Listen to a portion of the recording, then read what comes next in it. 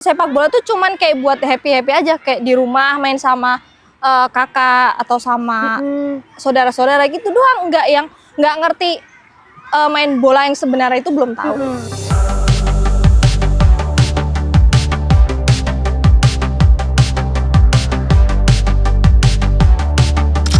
Halo teman-teman, balik lagi bareng aku Ica di Bincang-Bincang Make Life Soccer. Nah, kali ini kita bakal ngobrol bareng sama sosok yang pasti udah nggak asing nih di dunia sepak bola putri Indonesia. Hari ini aku udah bersama Kak Okta yang merupakan atlet timnas putri yang berposisi sebagai winger.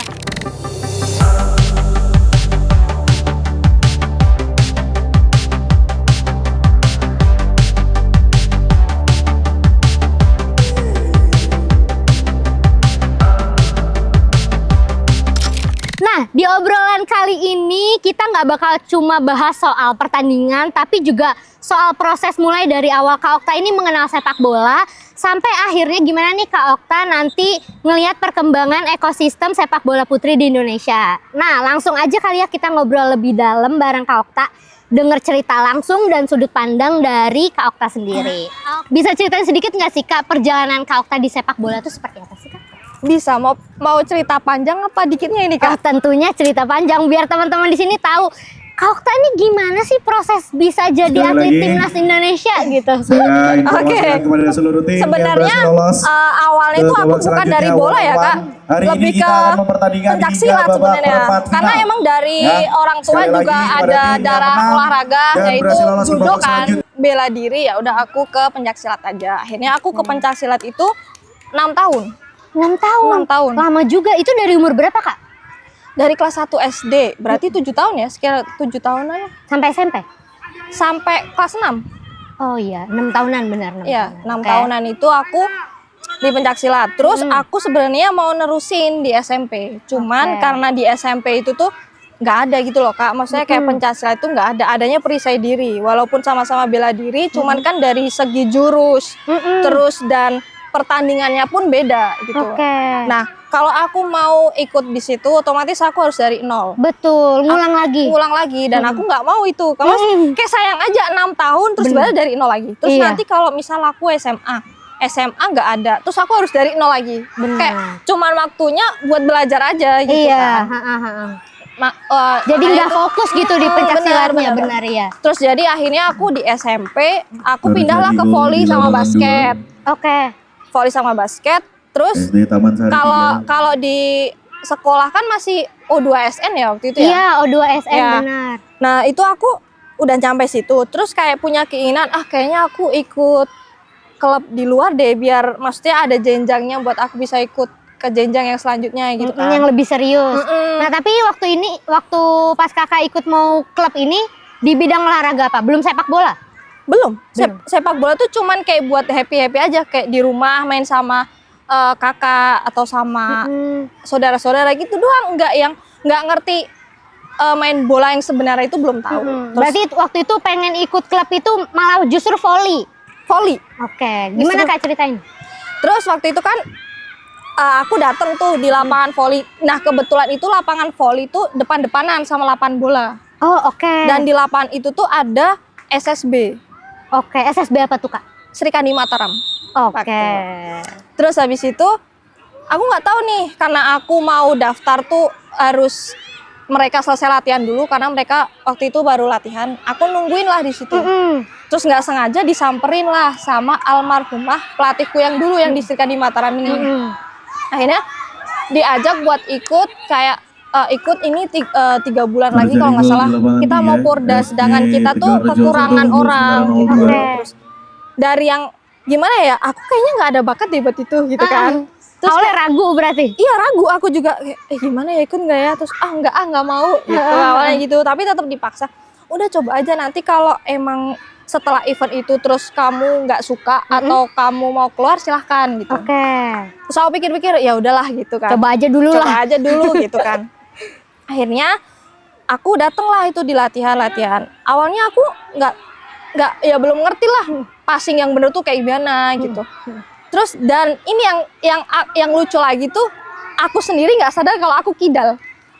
Oh, berarti kamu kidal. Kidal. Nendang bola kidal. Kidal. Tangan kidal. Tangan dulu iya, sekarang enggak.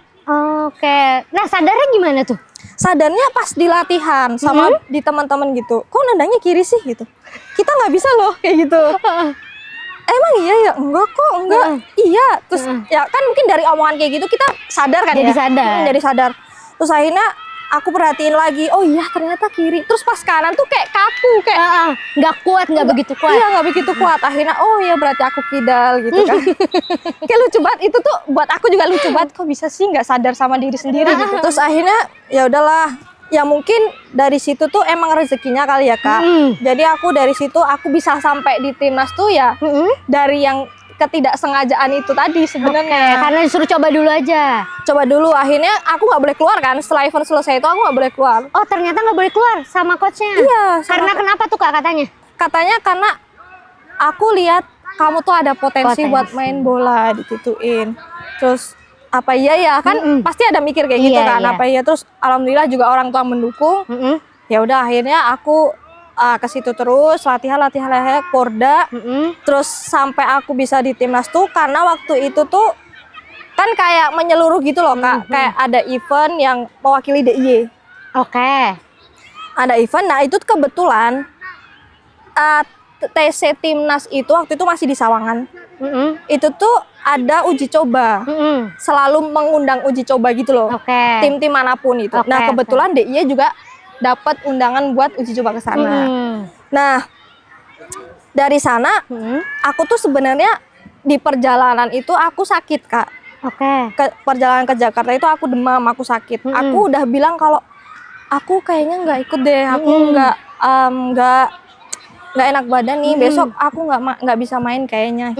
Terus dari pelatih itu kayak bisa kok coba dulu ya nanti walaupun sebentar, yang penting coba aja dulu. Aku coba tuh, aku berusaha untuk paksa, padahal menurut aku secara fisik udah kurang nih. Gimana sih kalau orang yang sakit ya kan, ya kan kayak nggak enak banget rasanya, udah pusing, udah lemes pasti gitu. Iya. Akhirnya ya udahlah aku coba itu.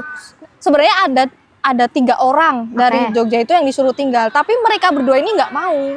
Oh, berarti mereka pulang, kamu doang? Pulang, aku doang mau nggak. Aku kan itu telepon ke orang tua, akhirnya aku nangis tuh, telepon aku nggak mau ini sama orang tua, dibilang udah nggak apa-apa, coba aja dulu gitu. Kalau memang rezekinya gimana gitu. Akhirnya ya udah aku cobalah.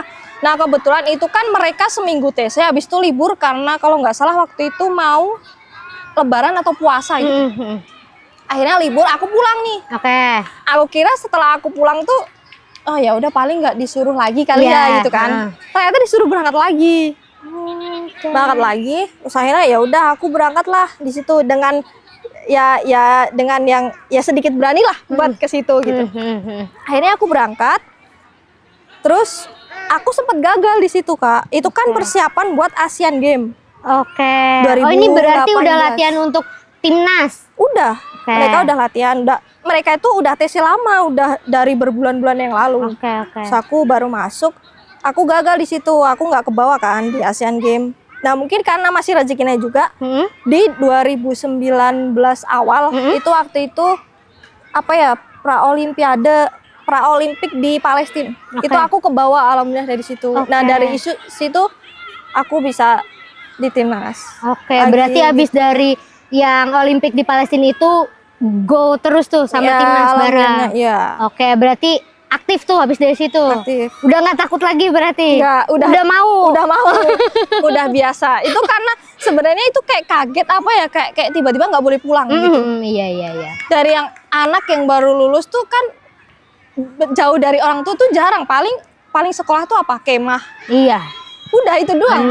Benar, nggak jauh-jauh. Sedang kalau daily nih Kak, ini kamu tuh latihan apa gimana kegiatannya Kak? Kan Sri Kandi Mataram ini udah nggak ada ya Kak, karena pelatihnya udah meninggal, terus nggak ada yang nerusin gitu. Jadi aku nggak ada klub sebenarnya kalau di sini.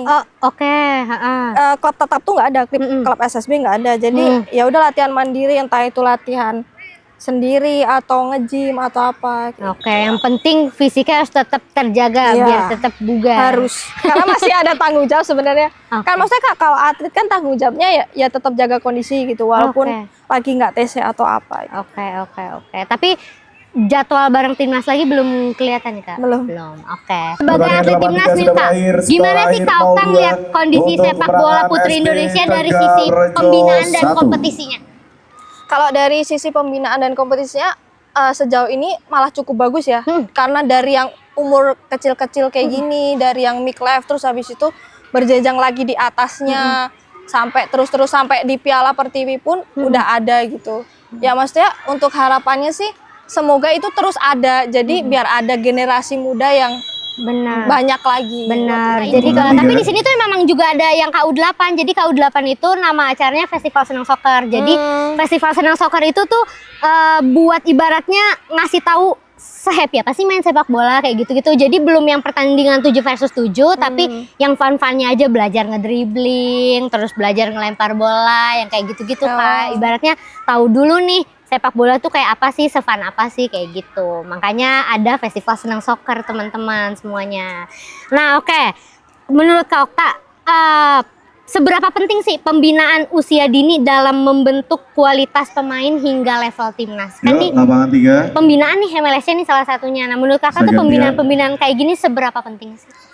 Pembinaan kayak gini tuh penting ya Kak.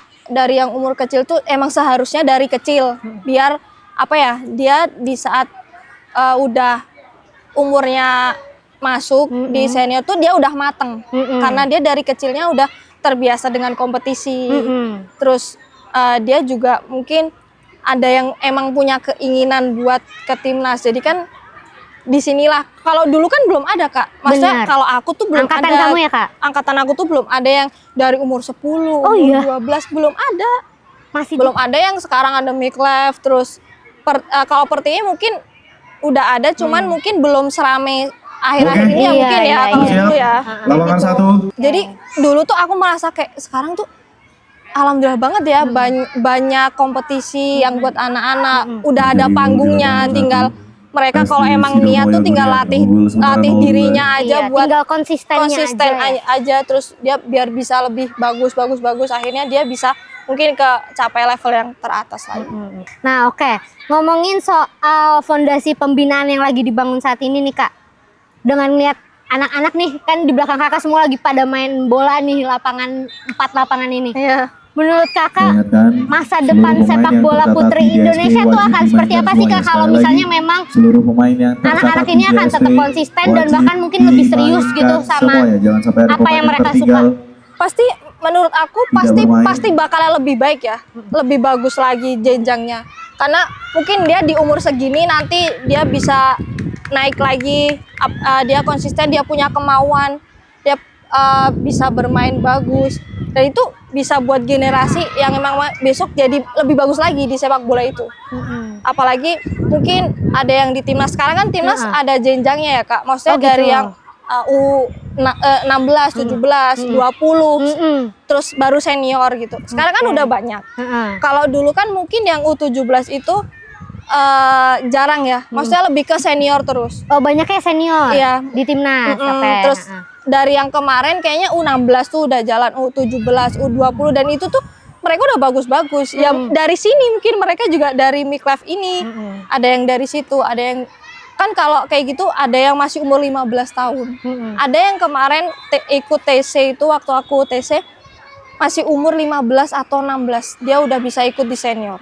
Oh, karena skillnya mumpuni berarti. Iya mungkin makanya dia ditaruh. Iya bisa masuk. Jadi dia nggak, jadi dia masih bisa ikut semuanya. Di 16 bisa ikut, di 20 bisa ikut, di senior pun bisa ikut. Iya. Gitu. Karena skillnya udah setara sama yang senior, walaupun umurnya masih kecil. Iya, umurnya masih kecil. Iya sih, oke. Nah, berarti kalau kita ngomongin pesan buat para atlet-atlet ini nih, buat anak-anak ini nih, KU10, KU12, atau bahkan atlet di luar sana yang lagi berproses di level grassroots ini Kak, dari berbagai kota, pesannya apa sih Kak buat mereka? Pesannya itu yang penting mereka tuh tetap jaga konsisten. Maksudnya kalau mereka punya keinginan buat ke timnas atau ke apa, ya jangan pernah capek buat latihan.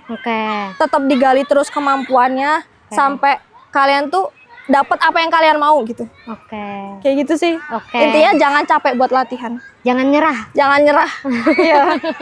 Berarti harus tetap semangat teman-teman. Kalau misalnya kalian pengen punya mimpi masuk timnas kayak Kak Okta. Oke, nggak kerasa banget nih Kak, obrolan kita tuh udah sampai di penghujung episode. Nah, terima kasih banyak juga nih buat Kak Okta udah berbagi cerita, pengalaman dan juga pandangannya soal perjalanan atau proses di sepak bola putri Indonesia ini. Semoga nanti obrolan kita kali ini bisa menjadi wawasan atau penyemangat nih buat para atlet-atlet khususnya ya yang lagi berproses di level grassroots. Nah, buat teman-teman yang nonton jangan lupa like, komen dan juga subscribe supaya nanti obrolan inspiratif ini tuh bisa menjangkau halayak yang lebih luas lagi. Oke, sampai jumpa di episode berikutnya. Bye bye.